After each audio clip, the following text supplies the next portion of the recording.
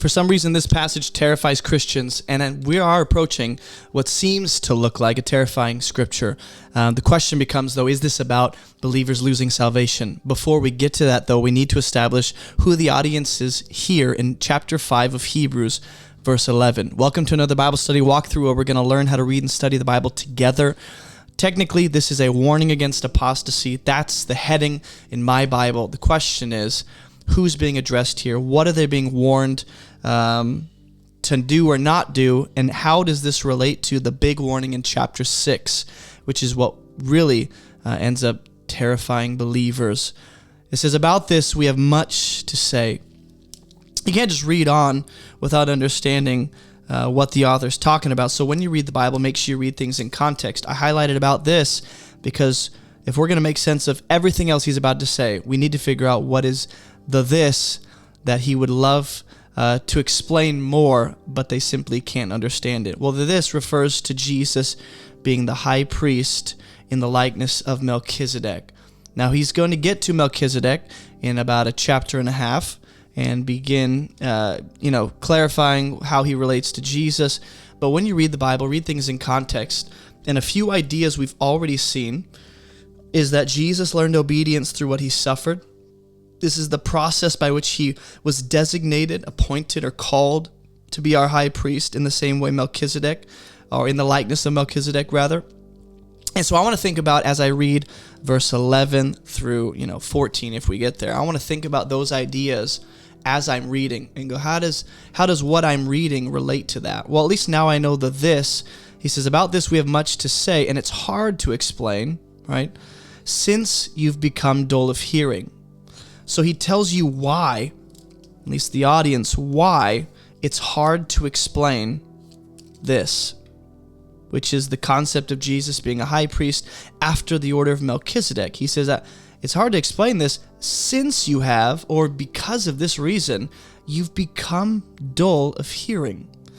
Okay, so we're starting to get into a specific description of the audience that is going to be warned. They have become dull of hearing. What does it mean to be dull of hearing? Well, it's pretty much they have stopped listening or paying attention to what the author has already, told them about, namely the gospel of salvation, the way into eternal life. But notice this word become. They've become dull of hearing, meaning this doesn't mean at one point they believed. This doesn't mean at one point they trusted in Jesus as Messiah. This means at one point they were listening. They were regarding what the author was explaining. They were, open-minded and, seeking to understand. Now they've become dull of hearing entirely. Now you can make sense of this phrase by going to a Greek lexicon, a concordance, looking up what it is in the Greek and what it's translated as. Or you could just keep reading to try and make sense of that. I recommend doing both. Okay, you don't have to pick between the two. You can do both. But for sake of time, I'm just going to keep reading. It says for. Okay, now when you read the Bible, pay attention to words like this, because he's essentially going to continue explaining or expanding upon the fact they've become dull of hearing. Or, it's hard to explain Jesus being a high priest after the order of Melchizedek. For though by this time you ought to be teachers, you need someone to teach you, again, the basic principles of the oracles of God. So when you read the Bible, ask questions. Very important. There's a lot of questions I have. What here are the oracles of God? What are the basic principles of the oracles of God, rather? Right? What is that? What does it mean that they need to be taught? Again, the oracles of God. What does it mean that by this time they ought to be teachers? Teachers of what? Well, it seems to be they should be teachers of at least the basics. But the author's telling them, you need to be taught again. Now, why would you need to be taught again unless you didn't previously understand it the first time? The point of this audience needing to be taught again the basic principles of the oracles of God is because they didn't get it the first time. They didn't understand it, they didn't believe it, they didn't comprehend it, or they didn't seek to. We know that because they've become dull of hearing. They've grown tired of hearing what seems to be related to, or at least, somehow connected to the basic principles of the oracles of God, right? So that's part of what it means that they become dull of hearing, is that by this time they should be teachers of what the author has already, at some point explained to them. But now they need to be taught again. And that's on them for not being there. Apparently, the author is telling them they should, but they're not. He says, you need milk, not solid food. Now, what is this solid food? What is this milk? Again, these are good questions to ask. And if we keep reading, the author is going to explain enough for us to understand what he's saying. But you can just go to other passages that refer to, the milk, solid food, and how that's used metaphorically or on analogy. But there's a basic principle or a set of principles that are very basic, elementary even, that they need to be taught again because they've become dull of hearing and didn't get it the first time and then just stopped listening entirely.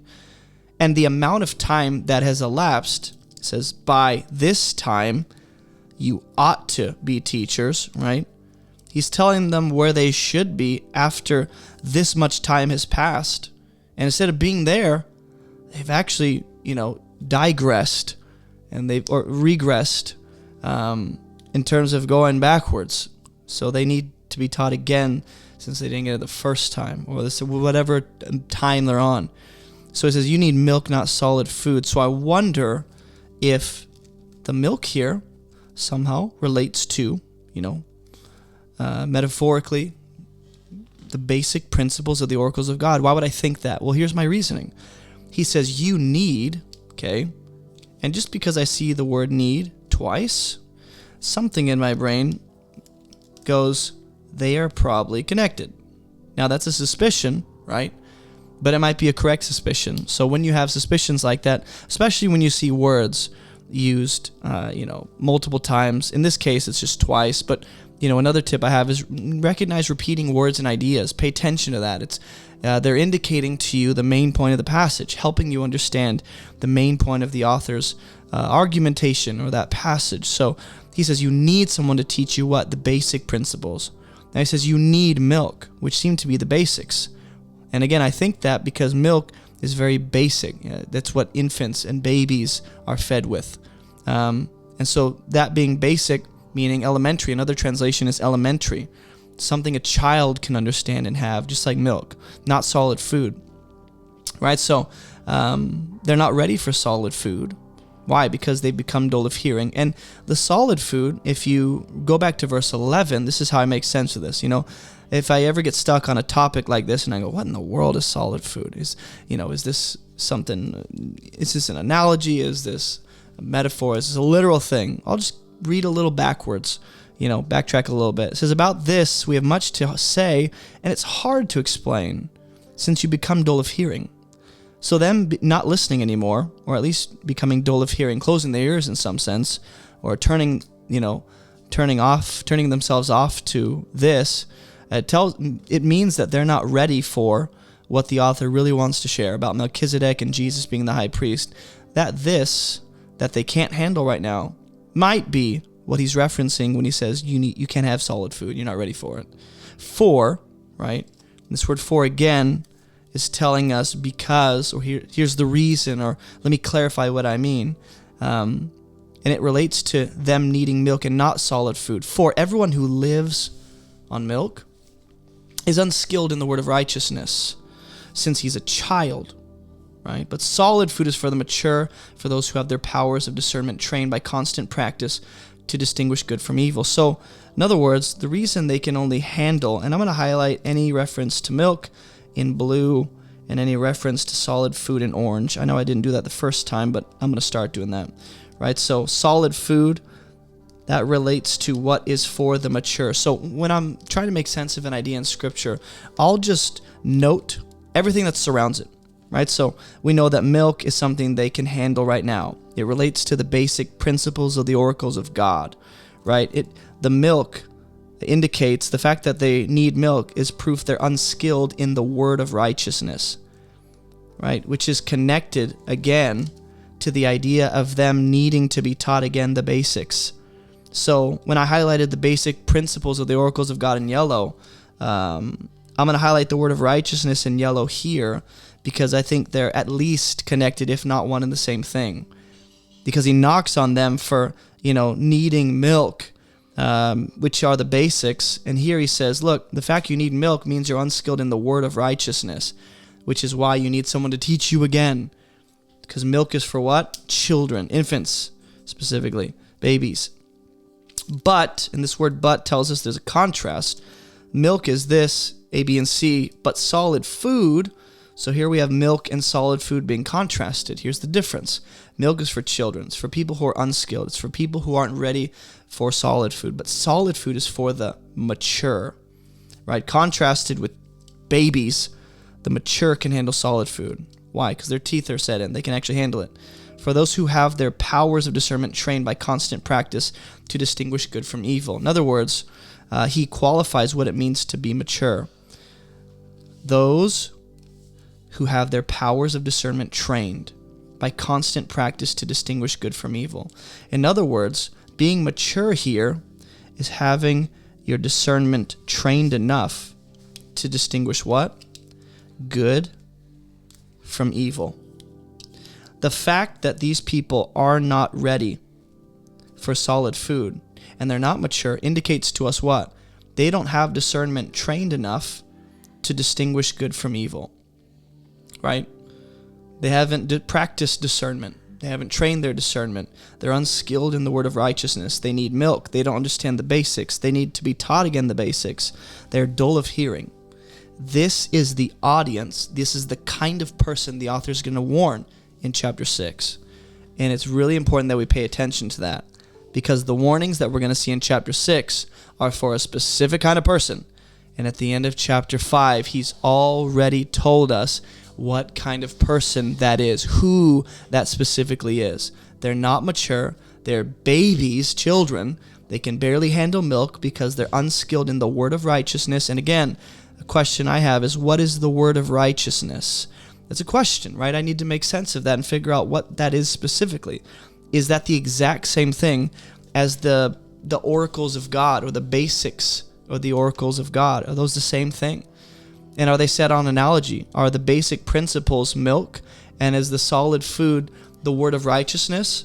Or are the word of righteousness and the oracles of God one and the same thing? Right? These are questions I have, and as I read, hopefully those questions will get answered. But I can at least say the people he's going to warn in chapter 6 are not mature. They're dull of hearing. Their powers of discernment are not trained. They can't distinguish good from evil, right? And what's interesting here is powers of discernment are trained by constant practice. This is the means by which your discernment becomes better. And they don't know how to distinguish good from evil yet. And something about that statement brings me back to Genesis 3, when Adam and Eve are tempted by the serpent with this: hey, you can know good and evil for yourself, essentially. You don't need God. You can eat from the tree of the knowledge of good and evil. He's holding out on you, that kind of thing. And they wanted a perverted version, it seems like, of what God intended to give if they had just waited and trusted him. So I, here in the end of chapter 5, as we read, I am not convinced that these people being warned, at least this specific kind of person, I'm not convinced they're believers quite yet. There's no reason to indicate that. There's nothing here that would convince me so far. The fact they become dull of hearing and they've stopped listening because they never even understood the basics for, to begin with, doesn't indicate to me they believe, because they can't even distinguish good from evil. They're not mature. And you might say, well, this is referring to the spirituality, the faith walk of a person. We could do very, very long studies on this. These are shorter Bible studies. I've done longer studies on Hebrews chapter 5 and 6. You can check that out on our YouTube channel in our Hebrews series. These are just micro messages. The intent behind this is that you would learn how to read and study the Bible. And I can't go in depth for hours as much as I'd like to here. This is just me walking through the text, showing you what I specifically highlight, why I do what I do, and hopefully you will learn, right, to have your discernment trained and you'll be able to actually have the discernment enough to begin reading the scriptures for yourself. What an appropriate place to end. And there's a warning in chapter 6 that freaks Christians out, terrifies people. This passage leaves people crippled and overwhelmed and anxious and worried, terrified, and we'll get to that in the next Bible study walkthrough. But at least you now know the kind of person he is going to warn in chapter 6. I'm not convinced they're believers, but I am convinced they've heard and they're responsible for what they've heard, and they've not yet done anything with what they've heard. If you guys are frustrated when you read the Bible, you get discouraged, overwhelmed, you don't know where to start, check out our completely free 40-day Bible study program. If that's too much for you, you can check out our 27-day or 11-day program linked in the description below. And those are just Bible study courses that will take you in depth on how to study the Bible. You'll learn how to study and read the Bible well. It's self-paced, it's online, and guess what? It's free. So go check that out, as well as check out abovereproachministry.com. And I'll see you guys in the next Bible study walkthrough. Bye.